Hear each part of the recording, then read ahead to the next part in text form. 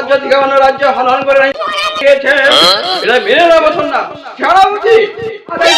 মহারাজ সেনাপতি না, তাহলে আমাদের রাজ্যে আমি কি করবো? আমি কি করবো? আপনার মহারানী যেহেতু আপনাকে ছেড়ে ওই দূরবাসে চলে গেছে, এই কথা আপনাকে মেনে নিতেই হবে। না না, আমি কিছুতেই মেনে নিতে পারছি না যে আমার রানী আমাকে ছেড়ে চলে গেছে। না, তুমি কিছু করো সেনাপতি।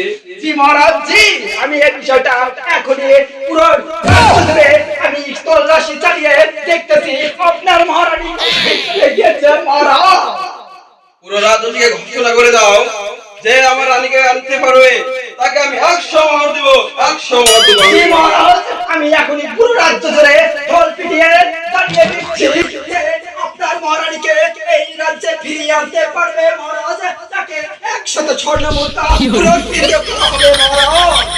হ্যাঁ, 100 স্বর্ণ মুদ্রা পুরস্কৃত করা হবে।